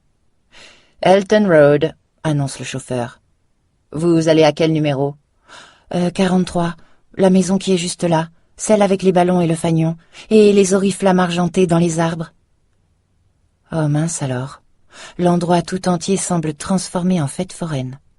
Il y a un homme, perché dans le marronnier, devant la maison, qui enroule des guirlandes d'ampoules électriques autour des branches. Une camionnette blanche est garée dans l'allée et des femmes en uniforme à rayures vertes et blanches entrent et sortent de la maison. « Hein? On dirait que vous êtes attendus, » remarque Dany. « Oui, ça va très bien, » dis-je, et je sais que c'est ridicule, hein, mais j'ai la voix qui tremble. Notre voiture s'arrête, imitée par celle qui nous suit avec nos bagages. Au moment où nous descendons, la porte d'entrée s'ouvre en grand et maman apparaît sur le seuil en pantalon à carreaux et sweatshirt qui dit « Mère de la mariée ». « Becky !» s'écrie-t-elle en s'élançant pour me serrer dans ses bras. « Maman, tout se passe bien ?»« Nous avons tout en main, je pense, » dit-elle les joues rosies. « Oh, nous avons eu un petit souci avec les tables, mais je croise les doigts, hein. Elles devraient être en route. Luc, comment allez-vous? Cette conférence financière s'est bien passée? » Oui, bien, vraiment très bien. Je suis absolument désolée d'avoir bouleversé vos plans. Oh, ce n'est rien. Je dois reconnaître que j'étais un peu déstabilisée quand Becky m'a appelée, mais finalement ça n'a pas changé grand-chose. La plupart des invités avaient prévu de revenir le dimanche pour le brunch, de toute façon. Et le père Peter a été très compréhensif, hein. Bon, il a dit qu'en général, il ne célébrait pas de mariage le dimanche, mais que dans ce cas, il ferait une exception. Mais le traiteur, il était réservé pour hier. Oh, Lulu! Oh, elle, ça lui était égal, n'est-ce pas, Lulu? Dit-elle à une femme. Oh, bien sûr, répond celle-ci joviale. Bonjour Becky, ça va? Oh mon Dieu, c'est la Lulu qui m'emmenait aux Jeannettes. Bonjour Lulu, je ne savais pas que vous faisiez traiteur. Bah, c'est juste pour m'occuper, hein, maintenant que les enfants sont grands, fait-elle avec une petite mimique de modestie. Tu sais, dit maman, très fière, le fils de Lulu, Aaron, joue dans l'orchestre, oui, du piano, et je t'assure qu'ils sont vraiment bons, hein. Ils ont répété Unchained Melody, spécialement. Bon, goûtez-moi ça, dit Lulu en extrayant un canapé d'un plateau recouvert d'une feuille d'aluminium. Ce sont nos nouvelles papillotes taille. Nous en sommes plutôt contents, hein. Vous savez, les pâtisseries en papillotes sont très à la mode en ce moment. Vraiment? Oh oui, fait Lulu, telle une connaisseuse. Personne ne veut plus de tartelettes, hein. C'est comme les vols au vent. Elle esquisse une grimace. C'est fini. Ah, vous avez entièrement raison, renchérit Dany, l'œil brillant. Le vol au vent est mort. Grillé, si vous préférez. Puis-je vous demander où vous vous situez en ce qui concerne les nems aux asperges? Ah, maman, je te présente Dany, mon voisin, tu te souviens? Madame B, c'est un honneur de vous rencontrer, déclare Dany en baisant sa main. Vous ne m'en voulez pas d'être venue avec Becky? Mais bien sûr que non, s'écrie maman. Plus on est de fous, plus on rit. Bon, venez voir la tante.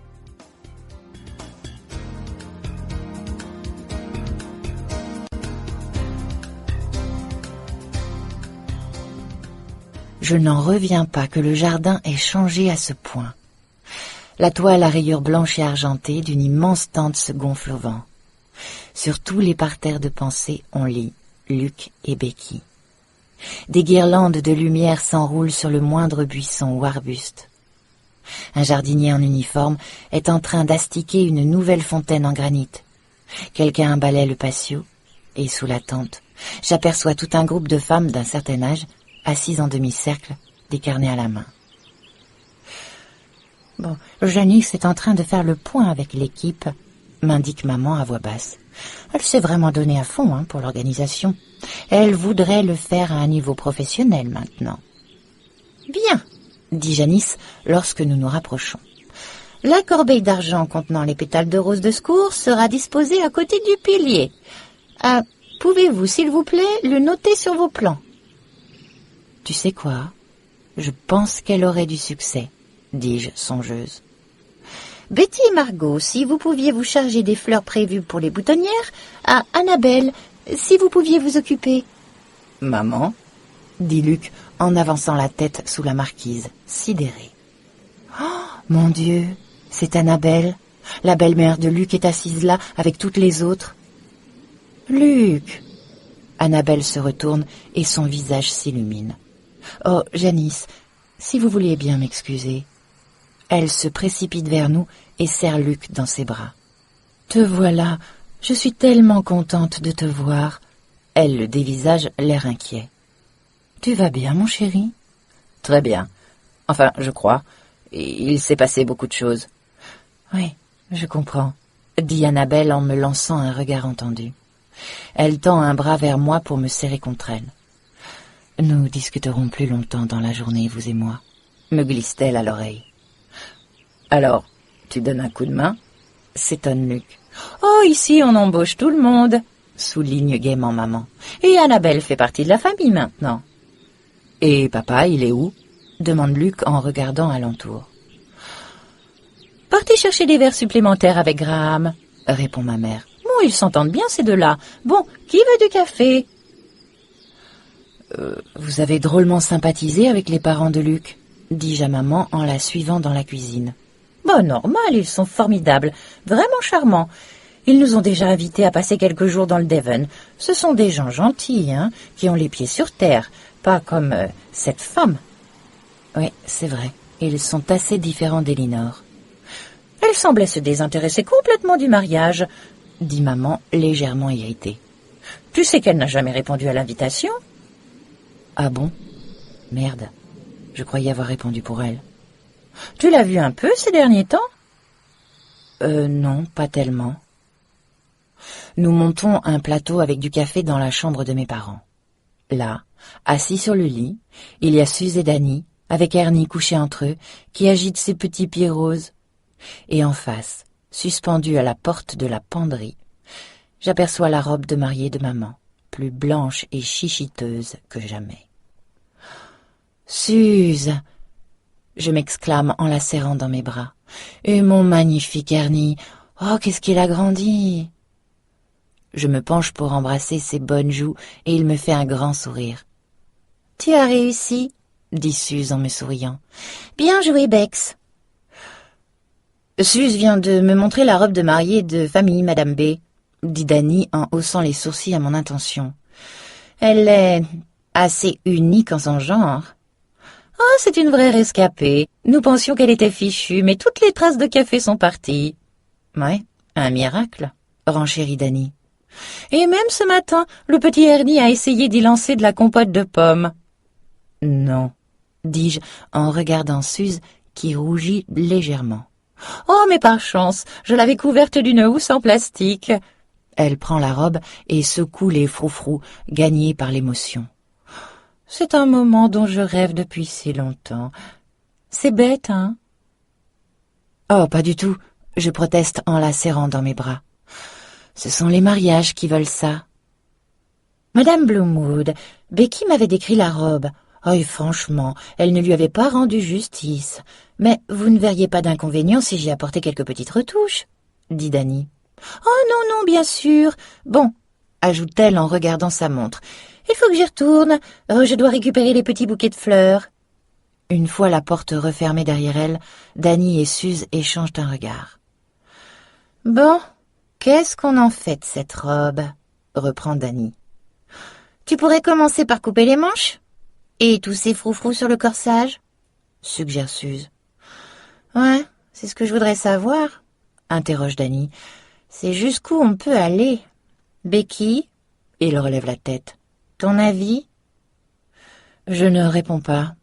Je regarde par la fenêtre et j'aperçois Luc et Annabelle qui se promènent bras dessus, bras dessous dans le jardin en bavardant. Je vois aussi maman qui discute avec Janice et gesticule en direction du cerisier. Alors, Becky, reprend Dany. N'y touche pas, dis-je en me retournant. Quoi? Ne fais rien. Je lui souris, il a l'air atterré. Laisse-la comme ça.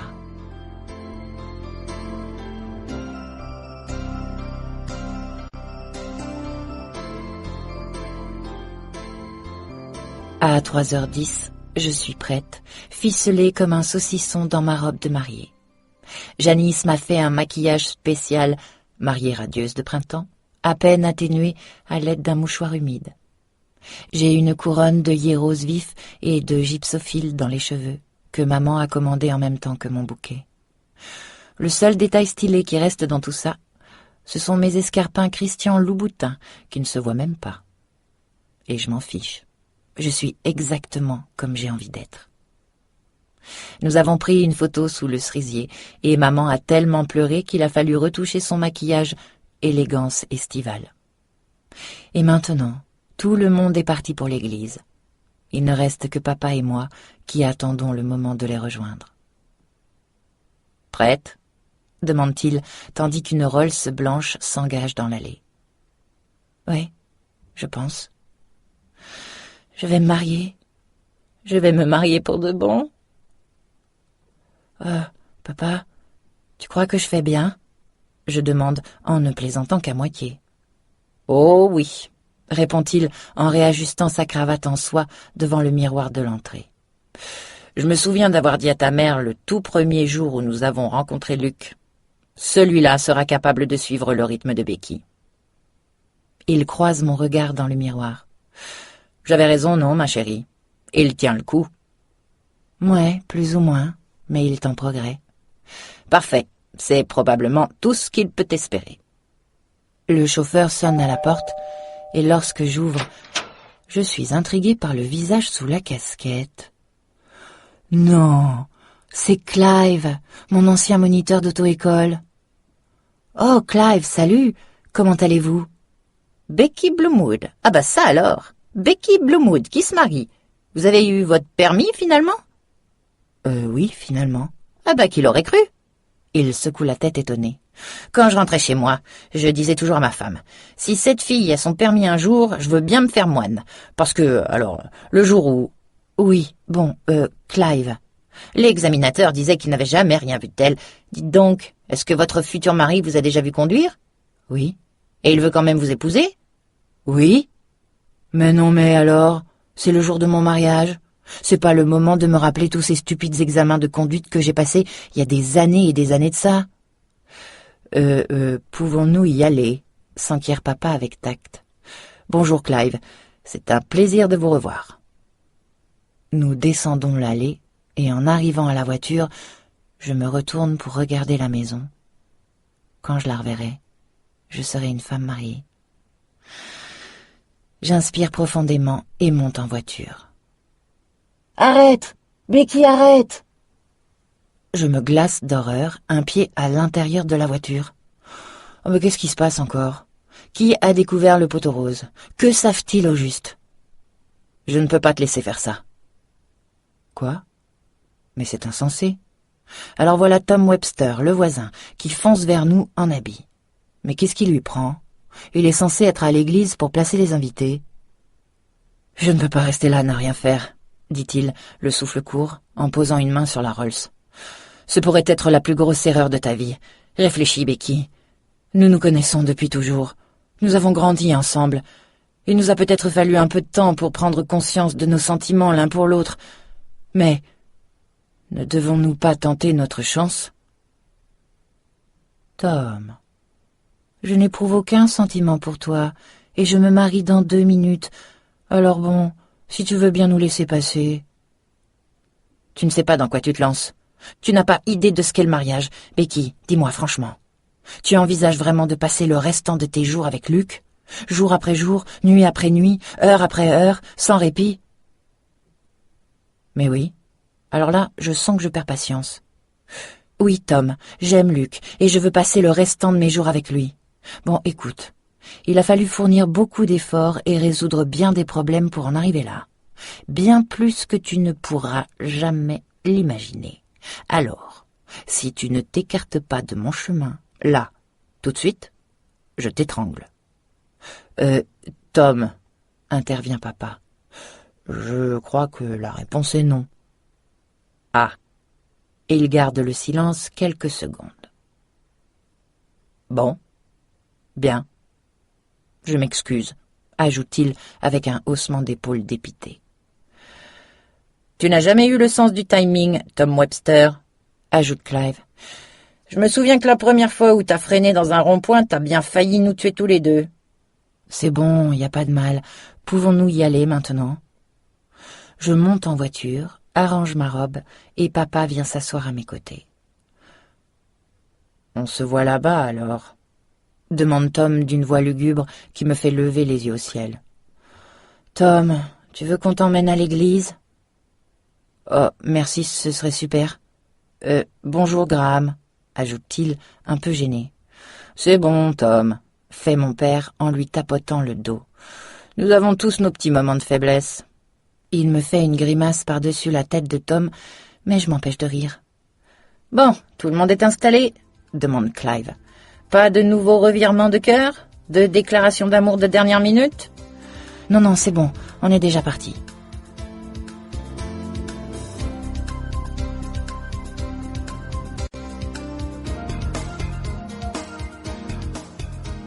Lorsque nous arrivons à l'église, les cloches sonnent, le soleil brille, et quelques invités en retard se hâtent à l'intérieur. Tom ouvre la portière, puis se précipite dans l'allée sans un seul regard en arrière, tandis que je fais des effets de traîne devant le regard admiratif de quelques passants. Dieu que c'est drôle de se marier. Ça va me manquer. « Prête ?» demande papa en me tendant mon bouquet. « Oui, je crois, » dis-je en acceptant son bras tendu. « Bonne chance !» lance Clive. « Regardez, vous avez 2 retardataires là !» Un taxi noir vient de freiner devant l'église, et quand les 2 portières des passagers s'ouvrent en même temps, je reste cloué sur place. « Est-ce que je rêve ?» me dis-je en voyant descendre Michael, encore vêtu de son habit de soirée du Plaza. Il tend la main vers l'intérieur du véhicule, et la seconde d'après, c'est Laurel qui apparaît dans sa robe Saint-Laurent, les manches toujours relevées. « Ne vous dérangez pas pour nous, on va se caser quelque part, » me lance-t-elle. « Mais bon sang, qu'est-ce que vous faites là ?»« Alors à quoi ça sert d'avoir le contrôle d'une centaine de jets privés si on ne peut pas aller où on veut quand on veut ?» réplique Laurel en s'approchant pour me serrer dans ses bras. « Nous avons brusquement décidé que nous voulions vous voir vous marier. »« Pour de vrai ?» me glisse Michael dans l'oreille. « Je vous tire mon chapeau, Becky. » Il s'engouffre dans l'église, et papa et moi nous engageons dans l'allée qui mène au parvis, où Suze nous attend, tout excitée. Elle porte une robe bleue à reflets argentés, et tient dans ses bras un Ernie vêtu d'une barboteuse assortie. Je glisse un coup d'œil à l'intérieur de l'église, où j'aperçois les visages de ma famille, au grand complet, de tous mes vieux amis, de tous les amis et les relations de Luc. Assis côte à côte, tous ont le visage illuminé de joie et d'impatience. L'orgue se tait, et je sens mes nerfs se crisper. Enfin, je vais me marier, pour de bon.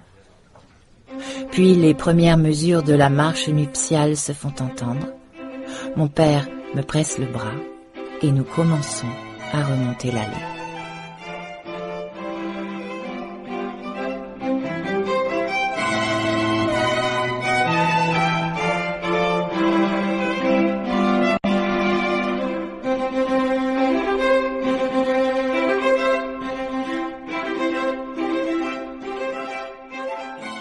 Ça y est, nous sommes mariés. Nous sommes vraiment mariés. Je regarde fixement l'alliance étincelante que Luc m'a passée au doigt. Puis je contemple la scène alentour. La tente scintille dans le crépuscule d'été. L'orchestre joue une version rythmée de « Smoke Gets in Your Eyes ». Les gens dansent. Peut-être la musique n'est-elle pas aussi raffinée qu'au Plaza. Peut-être les invités ne sont-ils pas aussi élégants. Mais au moins, ce sont les nôtres, tous. Nous avons eu droit à un chouette dîner, potage de cresson, carré d'agneau et pudding léger. Nous avons bu des litres de champagne et de vin que papa et maman ont fait venir de France. Et puis papa a fait teinter sa fourchette contre un verre et il a prononcé un discours sur Luc et moi. Maman et lui, a-t-il dit, avaient souvent discuté du genre d'homme que je devrais épouser. Et ils n'avaient jamais réussi à se mettre d'accord, sauf sur un point. Cet homme-là devrait ne pas être pied-beau. Et puis, il a regardé Luc, qui s'est gracieusement levé pour exécuter une pirouette, et tout le monde est parti d'un grand éclat de rire. Papa a ajouté qu'il avait appris à aimer Luc et ses parents et que, au-delà du mariage qu'elle célébrait, cette journée avait permis la réunion de 2 familles. Et puis, a-t-il souligné, il savait que je serais une femme aimante et dévouée, et il a conclu avec cette anecdote. À 8 ans, j'avais écrit à Downing Street pour proposer la nomination de mon père au poste de Premier ministre. Et puis, toujours sans réponse une semaine plus tard, j'avais réécrit pour demander pourquoi personne ne m'avait répondu. Et là, tout le monde a encore éclaté de rire. Ensuite, ça a été au tour de Luc de prononcer un discours. Il a raconté comment nous nous étions rencontrés à Londres, du temps où j'étais journaliste financière. Il m'avait remarqué, a-t-il expliqué, dès la toute première conférence de presse, quand j'avais demandé au directeur des relations publiques de la Barclays Bank pourquoi il ne faisait pas des couvertures de chéquier fantaisie, oui, comme pour les téléphones portables. Et puis, a-t-il avoué, juste parce que je mettais toujours de l'animation dans ces réunions, il avait commencé à m'envoyer des invitations à toutes les conférences de presse, même lorsque celles-ci n'intéressaient pas au premier chef le magazine pour lequel je travaillais. Eh ben ça, il ne me l'avait jamais dit. Mais maintenant, je comprends. Voilà pourquoi j'étais sans cesse conviée à des conférences de presse bizarres sur le cours des matières premières et l'état de l'industrie de l'acier. Et en dernier, Michael s'est levé et s'est présenté de sa voix chaude et grave. Et il a parlé de Luc, de son extraordinaire succès, mais aussi du fait qu'il avait besoin d'avoir quelqu'un à ses côtés, quelqu'un qu'il aime sincèrement, et tel qu'il est, et qui l'empêche de prendre la vie parfois trop au sérieux. Ensuite, il a souligné que ça avait été pour lui un honneur de rencontrer mes parents, et qu'il les remerciait de tout cœur d'avoir accueilli à bras ouverts 2 parfaits étrangers. Et il a ajouté que ces derniers temps, j'avais vraiment mûri, et que je m'étais sortie de situations compliquées et périlleuses, et que, sans entrer dans les détails, j'avais été confrontée à quelques défis que j'avais brillamment relevés. Et sans dégainer ma carte Visa, a-t-il ajouté, ce qui, sous la tente, a déclenché le plus gros éclat de rire. Il a dit aussi qu'il avait assisté à beaucoup de mariages au cours de sa vie, mais que jamais il n'avait éprouvé la joie qui était la sienne aujourd'hui. Il savait que Luc et moi étions faits l'un pour l'autre, qu'il nous aimait immensément tous les deux, que nous n'étions pas conscients de notre chance, et que si nous avions le bonheur d'avoir des enfants, eux non plus ne connaîtraient pas leur chance. En fait, le discours de Michael, il a bien failli me faire pleurer.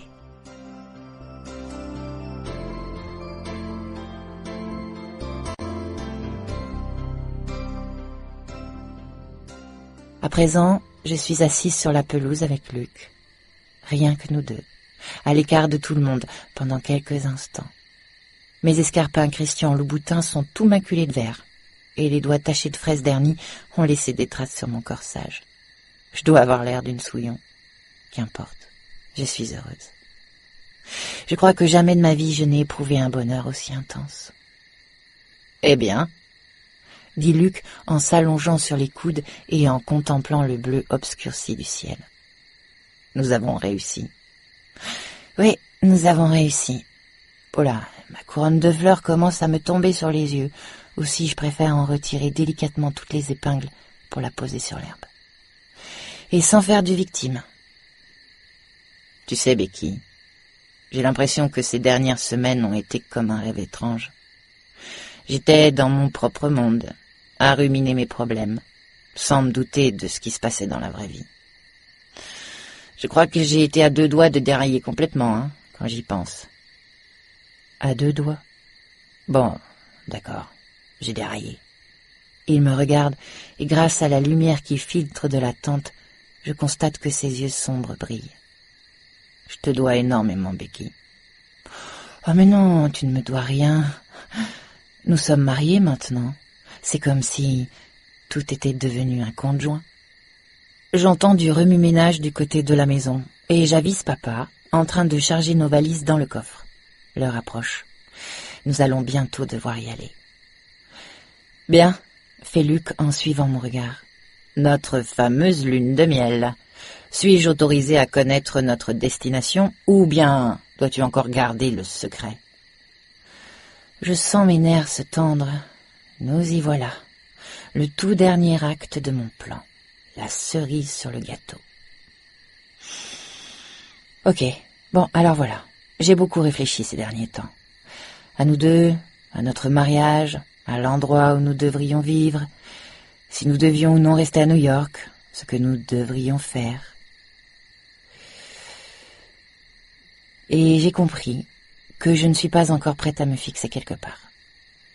Tom et Lucy ont essayé de le faire, mais trop tôt. Regarde ce qui leur est arrivé. J'adore Ernie, mais quand je vois la vie de Suze, ça m'a fait comprendre que je ne suis pas prête pour avoir un bébé. Non plus. Enfin, pas déjà.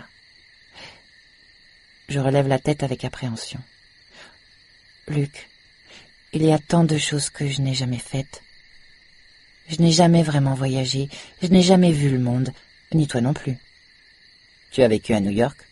Oh, New York est une ville géniale et je l'adore, mais il y a d'autres villes de par le monde. Je veux y aller aussi, à Sydney, à Hong Kong, et puis il n'y a pas que les villes, dis-je en écartant les bras, mais aussi les fleuves, les montagnes et puis tous ces paysages. Parfait, dit Luc, amusé. Si tu en revenais au sujet qui nous occupe, à savoir la lune de miel. Bon, d'accord. Alors, voilà ce que j'ai décidé. J'ai troqué tous les cadeaux de mariage que nous avons eus à New York contre de l'argent.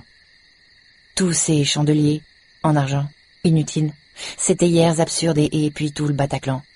Et je nous ai pris 2 billets d'avion en première pour faire le tour du monde. Le tour du monde? Répète Luc, visiblement estomaqué. Tu es sérieuse? Oui, le tour du monde. Nous pourrons prendre tout le temps que nous voudrons. 3 petites semaines, ou alors 1 an. 1 an? Mais tu plaisantes? Ah, pas du tout. J'ai prévenu Christina que je pouvais revenir ou ne pas revenir chez Barnes. Elle est d'accord. Danny s'occupera de vider l'appartement à notre place et puis de tout stocker au garde-meubles. Becky. Il secoue la tête. C'est une idée formidable, mais je ne peux quand même pas. Ah, mais si, tu peux. J'ai pensé à tout. Michael s'occupera de l'agence new-yorkaise, et celle de Londres se débrouille déjà toute seule de toute façon. Luc, tu peux le faire. Tout le monde pense que tu devrais d'ailleurs. Tout le monde? Tes parents, les miens, j'énumère en comptant sur mes doigts. Michael, Laurel, Clive, mon ancien moniteur d'auto-école. Luc me fixe. Clive, ton ancien moniteur d'auto-école? Oui, bon d'accord, lui on s'en fiche, mais tous ceux dont tu respectes l'opinion pensent que tu devrais le faire. Ils disent tous que tu as besoin d'un break. Tu as tellement travaillé, et pendant tant d'années. Je me penche avec insistance. Luc, c'est le moment.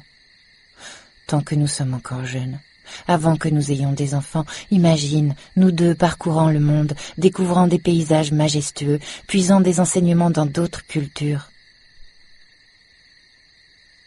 Silence.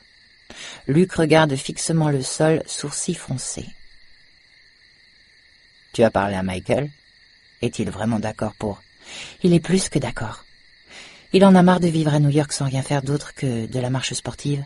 Il a dit que même si tu ne pars pas pendant 1 an, tu as besoin de t'aérer. Tu as besoin de vraies vacances.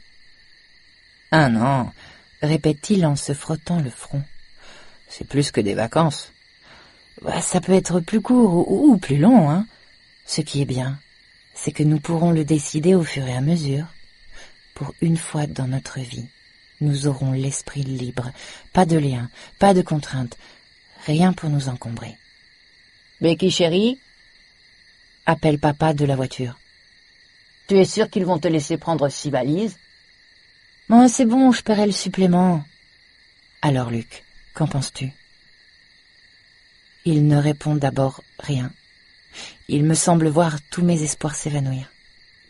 J'ai l'horrible pressentiment que Luc va redevenir celui qu'il était avant, le businessman obnubilé par son travail, monomaniaque. Puis il lève les yeux, et je distingue ce petit sourire désabusé sur ses lèvres. Ai-je vraiment le choix? Non, dis-je en l'attrapant par la main, immensément soulagé. Tu n'as pas le choix. Nous allons faire le tour du monde. Nous allons devenir des globe-trotters. Becky! Luc! Appelle maman par-delà la pelouse. C'est l'heure de découper le gâteau. Graham, allume les lumières. Dakodak. On arrive. Laissez-moi juste le temps de remettre ma couronne. Laisse-moi faire. Luc attrape la couronne de fleurs roses et me la pose sur la tête avec un petit sourire. J'ai l'air idiote, hein? Je demande en grimaçant. Si tu savais. Il m'embrasse, se lève et m'aide à faire de même. Allez, viens, Becky B. Ton public t'attend. Et tandis que les guirlandes autour de nous commencent à clignoter, nous traversons la pelouse dans le crépuscule pour rejoindre la fête, la main de Luc, serrée très fort autour de la mienne.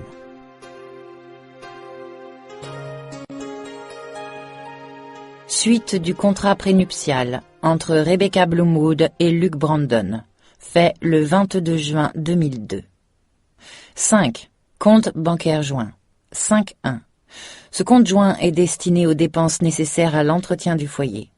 Il est entendu que les dépenses nécessaires à l'entretien du foyer incluent des jupes Miu Miu, des paires de chaussures et autres articles décrétés indispensables par la mariée. 5.2. Fera autorité dans tous les cas concernant ces dépenses la décision de la mariée. 5.3. Toute question afférente au compte joint ne doit pas être posée à l'improviste à la mariée par le marié, mais faire l'objet d'une demande écrite pour laquelle il sera accordé un délai de 24 heures concernant la réponse. 6. Dates importantes. 6.1.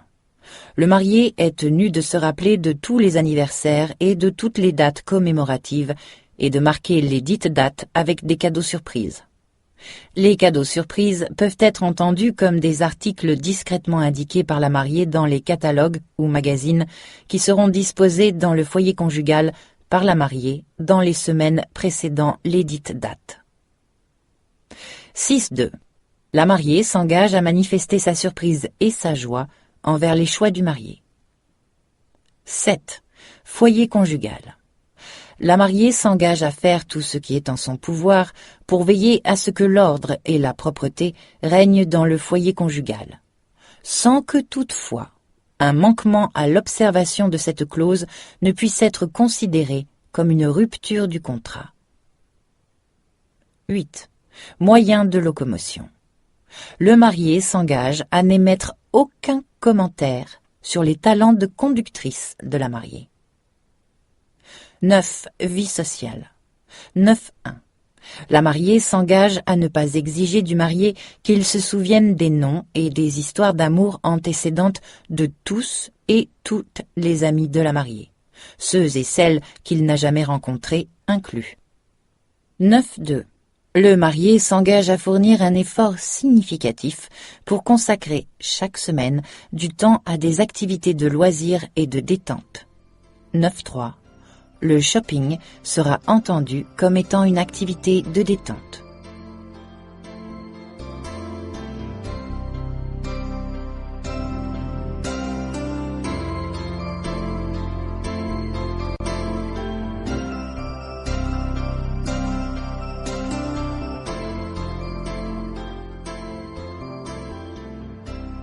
Remerciements.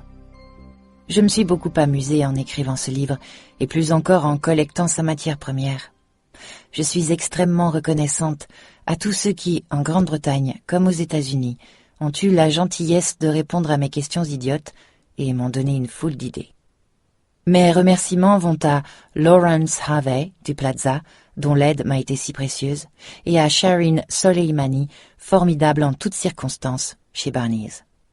Merci aussi à Ron Ben Israel, Elizabeth et Susan Allen, à Fran Bernard, Preston Bailey, Claire Mosley et Joe Dance chez Crate & Barrel, à Julia Kleiner et Liliane Sabatelli chez Tiffany, à Charlotte Curry de Brides, à Robin Michelson, Teresa Ward, Guy Lancaster et Kate Mailer, à David Stéphanou et Jason Anthony et à la charmante Lola Bubosh.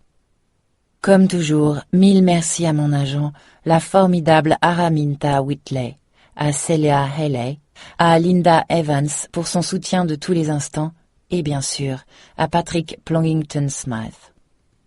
Merci enfin à ceux qui ont été là tout au long de la route. Henry, Freddie, Hugo et toute la bande. vous vous reconnaîtrez.